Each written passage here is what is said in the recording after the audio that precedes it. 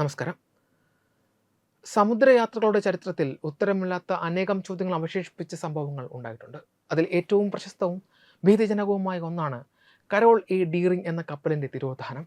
1921 ജനുവരിയിൽ വടക്കൻ കരോളിനയിലെ തീരത്ത് ഉപേക്ഷിക്കപ്പെട്ട നിലയിൽ കണ്ടെത്തിയ ഈ കപ്പൽ നാവിക ചരിത്രത്തിലെ ഒരു വലിയ പ്രഹേളികയായി ഇന്നും നിലനിൽക്കുന്നു.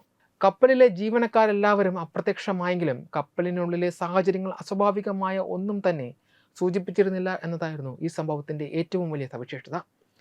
ബർമുഡ ട്രയാങ്കിൾ പോലെയുള്ള നിഗൂഢ മേഖലകളുമായി ബന്ധപ്പെടുത്തി ഇന്നും ചർച്ച ചെയ്യപ്പെടുന്ന ഒരു സംഭവം കൂടിയാണിത്. 5 പായ്മരങ്ങളുള്ള കൂറ്റൻ കപ്പലായിരുന്നു കരോൾ എ ഡീറിംഗ്.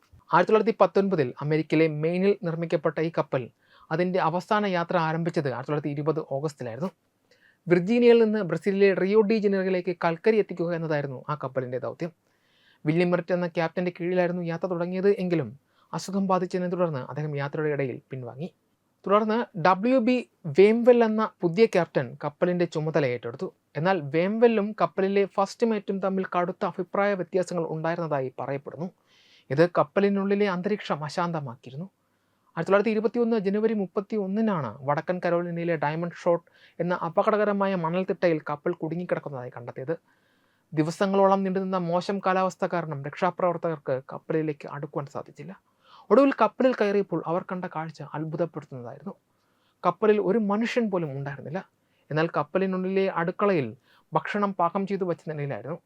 ജീവനക്കാരുടെ വ്യക്തിഗത വസ്തുക്കളോ ലൈഫ് ബോട്ടുകളോ നാവിക രേഖകളോ അവിടെ ഉണ്ടായിരുന്നില്ല.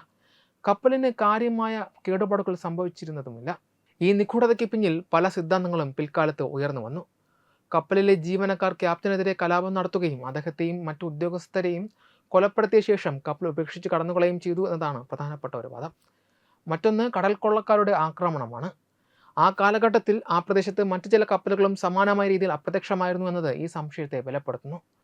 കൂടാതെ അക്കാലത്ത് നിലനിന്നിരുന്ന നിഗൂഢമായ കമ്മ്യൂണിസ്റ്റ് ഏജന്റുകളുടെ ഇടപെടലോ അല്ലെങ്കിൽ കടലിലെ വലിയ ചുഴലിക്കാറ്റുകളോ കാരണമാകാം ജീവനക്കാർ കപ്പൽ ഉപേക്ഷിച്ചതെന്നും കരുതപ്പെടുന്നു. അമേരിക്കൻ ഗവൺമെൻറ് ഈ സംഭവത്തിൽ 5 വ്യത്യസ്ത വകുപ്പുകളെ ഉൾപ്പെടുത്തി വിപുലമായ അന്വേഷണം നടത്തിയെങ്കിലും കൃത്യമായ ഒരു നിഗമനത്തിലെത്തുവാൻ സാധിച്ചില്ല. കരോൾ എ ഡീറിംഗിലെ ജീവനക്കാർക്ക് എന്ത് സംഭവിച്ചു എന്നത് ഇന്നും ഒരു രഹസ്യമായി തുടരുന്നു. സമുദ്രം മനുഷ്യന് കീഴടങ്ങാത്ത മഹാവിസ്മയമാണെന്നും ശാസ്ത്രത്തിന് വിശദീകരിക്കുവാൻ കഴിയാത്ത പലതും തിരമാലകൾക്കിടയിൽ ഒളിഞ്ഞിരിപ്പുണ്ടെന്നും ഈ സംഭവം നമ്മെ ഓർമ്മിപ്പിക്കുന്നു. ചരിത്രത്തിലെ ഏറ്റവും വലിയ ഗോസ്റ്റ് ഷിപ്പ് രഹസ്യങ്ങളിൽ ഒന്നായി കരോൾ എ ഡീറിംഗ് ഇന്നും നാവിക ലോകത്ത് ചർച്ച ചെയ്യപ്പെട്ടുകൊണ്ടേയിരിക്കുന്നു. വെബ് ഡെസ്ക് തത്വമൈ TV.